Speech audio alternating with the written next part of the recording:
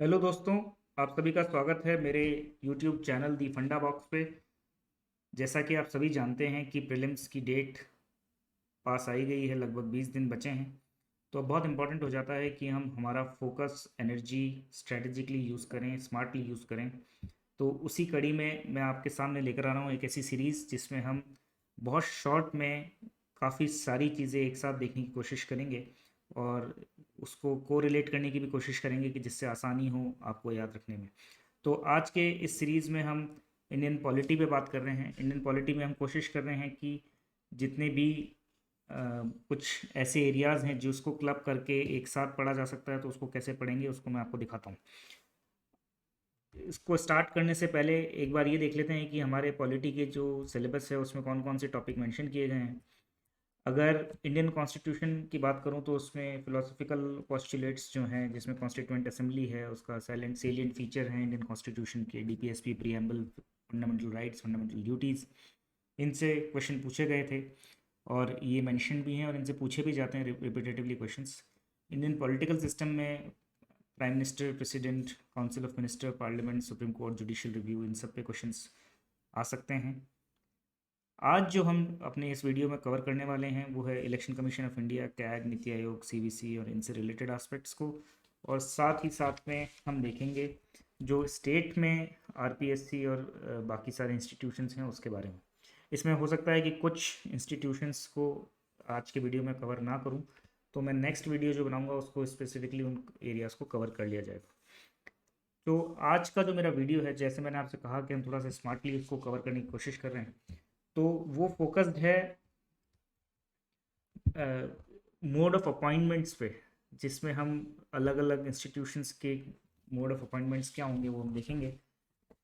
यहाँ सबसे पहले अगर हम बात करें तो जैसे अब मैंने इसको यहाँ एक टेबुलर फॉर्म में बना दिया है और इसको हम कोशिश कर रहे हैं कि सारे ज़्यादातर जितनी भी इंस्टीट्यूट पोस्ट हैं उनको एक साथ ही देख लें। देखिए, जितनी भी सेंट्रल की कमिटीज़, कॉन्स्टिट्यूशनल इंस्टीट्यूशंस हैं, पोस्ट हैं, उनमें अपॉइंटमेंट जो है वो प्रेसिडेंट के थ्रू हो रहा है। और जितनी भी स्टेट्स की हैं उसमें अपॉइंटमेंट का तरीका गवर्नर के थ्रू है। तो आप यहाँ देख सकते हैं कि जैसे सीईसी हो गया, रीजनल कमिश्नर हो गया, यूपीएससी चेयरमैन हो गया, एसपीएससी चेयरमैन की अगर बात करें तो वो चूंकि स्टेट का हो गया तो वो गवर्नर है। जीएसपीएससी की बात करूँ, joint state public service commission, जो वो प्रेसिडेंट हैं। फाइनेंस कमीशन प्रेसिडेंट बनाते हैं। नेशनल कमीशंस जो भी हैं एससी एसटी के, वो प्रेसिडेंट उनको अपॉइंट करते हैं। कैग के जो हैं वो प्रेसिडेंट अपॉइंट करते हैं। अटॉर्नी जनरल ऑफ इंडिया जो है वो प्रेसिडेंट है। Attorney general is the part of the executive. Advocate general उनका काउंटर पार्ट होता है स्टेट में, वो गवर्नर अपॉइंट करते हैं। और अगर एनएचआरसी के चेयरमैन और मेंबर्स की बात करें तो उनको प्रेसिडेंट अपॉइंट करते हैं। सिमिलरली उसका स्टेट काउंटर पार्ट जो है उसको गवर्नर अपॉइंट करते हैं।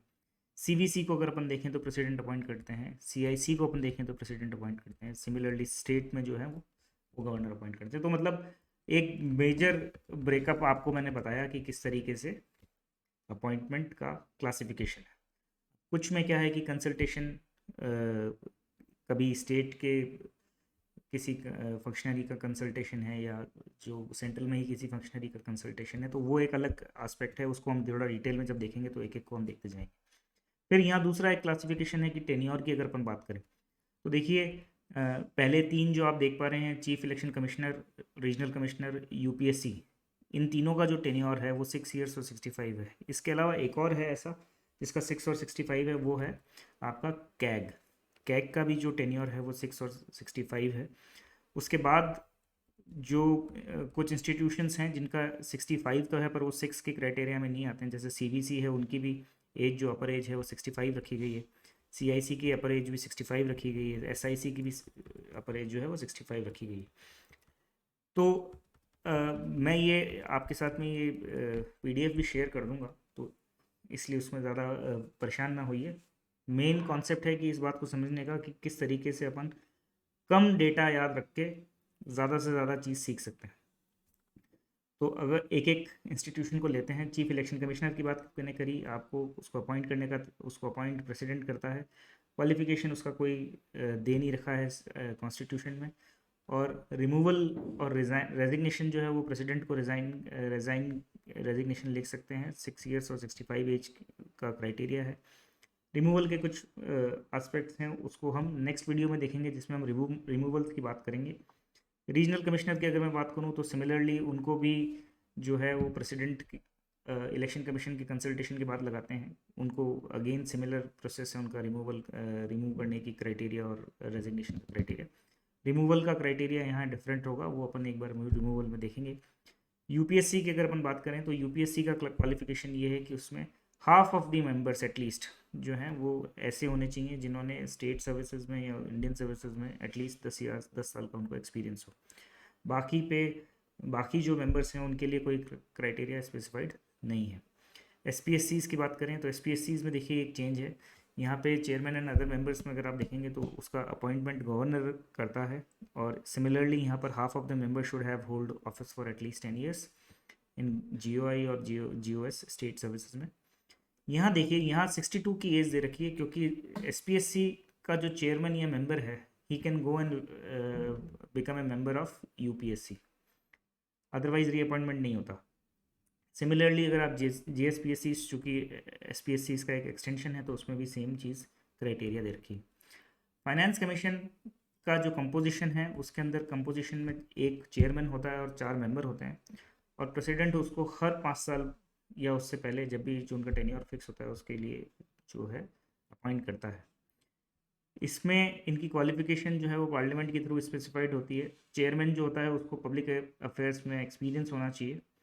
इसके जो मेंबर्स हैं वो हाई कोर्ट जज या उसके क्वालिफाइड, मतलब he should be qualified enough to become an high court जज। और दूसरा जो है वो person with special knowledge in finance और अकाउंट्स ऑफ गवर्नमेंट, क्योंकि स्पेसिफिकली काम ही उनका यही है कि किस तरीके से फंड्स को एलोकेट किया जाए। फाइनेंशियल मैटर और एडमिनिस्ट्रेशन में जिसका वाइड एक्सपीरियंस हो, स्पेशल नॉलेज हो इकोनॉमिक्स की, तो उन लोगों को, मेंबर्स को जो है उनकी क्राइटेरिया ये है। कितने टाइम के लिए लेते हैं, as I said it is specified by the president. National commission for SC/ST की बात करें तो उसका कंपोजिशन ये होता है कि चेयरमैन, वाइस चेयरमैन, 3 मेंबर्स होते हैं। इसका भी पीरियड जो है वो प्रेसिडेंट के थ्रू स्पेसिफाइड होता है। कैग के बारे में भी अगर हम बात करते हैं तो वो प्रेसिडेंट उनका अपॉइंटमेंट करते हैं। उनके बारे में भी, उनकी भी कोई क्वालिफिकेशंस जो है वो मेंशन नहीं की गई है। नॉर्मली ऐसा होता है कि Indian audit and account services के किसी व्यक्ति को या किसी ऐसे व्यक्ति को जिसका फाइनेंस में बहुत एक्सपर्टीज़ रही हो, उसको प्राइम मिनिस्टर रिकमेंड करते हैं, तो प्रेसिडेंट उसको अपॉइंट करते हैं। Attorney general of India is the lawyer of the government and he should be, his qualification is कि he should be qualified to become a जज ऑफ सुप्रीम कोर्ट, मतलब कि वो सिटीज़न ऑफ इंडिया हों, साथ साथ में उनको हाई कोर्ट का जजशिप की 5 साल का एक्सपीरियंस हो, या एडवोकेट सी कर रखी उन्होंने 10 साल तक किसी हाई कोर्ट में, या फिर एक और क्राइटेरिया है कि वो एमिनेंट ज्यूरिस्ट हों in the opinion of president. इनका भी tenure as specified by the president होता है। सिमिलर चीज़ जो होती है वो आप देखें कि एडवोकेट जनरल के लिए भी होती है। वो जुडिशियल ऑफिसर होना चाहिए एटलीस्ट 10 साल के लिए, और उनका टेन्योर भी जो है वो गवर्नर स्पेसिफाई करते हैं।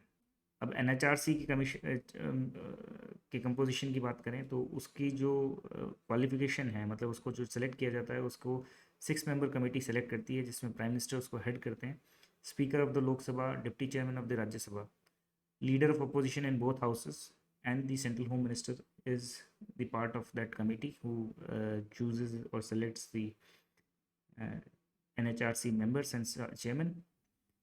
इसमें जो सिटिंग जजेस होते हैं सुप्रीम कोर्ट के, हाई कोर्ट के, उनको भी जो है लगाया जा सकता है after the consultation with the CJI। इनका टेन्योर सेंट्रल गवर्नमेंट डिसाइड करती है। 5 years और 70 years की एज जो भी पहले हो उसके हिसाब से ये सिलेक्शन होता है। सेम मेथड जो है वहाँ पे जो प्राइम मिनिस्टर को रिप्लेस करते हैं उनकी जो सिमिलर इक्विवेलेंट काउंटर पार्ट हैं स्टेट में, chief minister, speaker of the legislative assembly, chairman of the legislative council. यहाँ जो है, यहाँ देखिए यहाँ चेंज है कि वहाँ deputy chairman of the Rajya Sabha होते हैं, क्योंकि चेयरमैन वहाँ पे वाइस प्रेसिडेंट हो जाते हैं। यहाँ पे chairman of the legislative council हैं, leader of opposition in both houses and state home minister. Same यहाँ पर भी 50 एंड 70 का फंडा है। सीवीसी की अगर हम बात करें तो सीवीसी का जो सिलेक्शन है उनको 3 मेंबर्स कमेटी अपॉइंट करती है, prime minister, union minister of home affairs and leader of opposition इन लोकसभा। आपको ध्यान होगा कि चूंकि इस बार कांग्रेस के पास नंबर्स इतने नहीं थे पार्लियामेंट में कि जिससे वो एलओपी बन सके, तो आपको ध्यान होगा कि कंट्रोवर्सी रही थी कि एलओपी नहीं बनाया जा रहा था, लीडर ऑफ अपोजिशन नहीं बनाया जा रहा था। तो उसकी वजह से ये सीवीसी की जो सिलेक्शन के और इस प्रोसेस में पार्टिसिपेशन के लिए इश्यूज हो रहे थे। तो इसका जो टेन्योर है वो टेन्योर 4 इयर्स का है, या 65 ईयर जो भी है, दोनों पहले हो जाए। इसको भी इसका जो टेन्योर की बात मैंने जैसे आपको कहा कि जो उसका रिमूवल प्रोसेस जो है वो सेम एज ऑफ यूपीएससी है। सीआईसी की बात करें तो सीआईसी में खुद कमिश्नर एंड 10 मैक्सिमम 10 आईसीज हो सकते हैं, इंफॉर्मेशन कमिश्नर्स।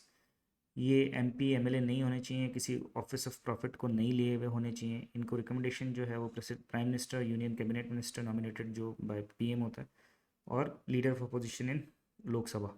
आप ऊपर वाले में सीवीसी या इसमें देखेंगे कि वहाँ पे होम अफेयर्स की को डायरेक्टली लिख रखा है, यहाँ पे प्राइम मिनिस्टर किसी को भी अपॉइंट कर सकता है, उसके कैबिनेट मिनिस्टर को नॉमिनेट कर सकता है, वो पार्ट बनेगा।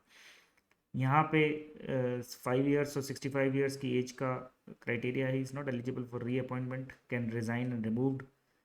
इनका जो रिमूवल वो है as same as election commissioner है। अब लास्ट सेम तरीका जो है वो स्टेट इंफॉर्मेशन कमीशन के बारे में है। तो एक काफ़ी ब्रॉड वे में हमने सारे इंस्टीट्यूशंस को देखा है। नेक्स्ट वीडियो में हम बात करेंगे रिमूवल के बारे में कि किस तरीके का रिमूवल प्रोसेस है, उसमें क्या क्या किस आधार पर रिमूव किया जाता है और कौन कौन से प्रोसेस को अपनाया जाता है। तो I hope you like that this video, and if you please like, share and subscribe my channel and help me out to spread the word. जितना हम लोग सब मिल के इसको स्मार्टली करेंगे उतना हमारे लिए आसान होगा। Thank you.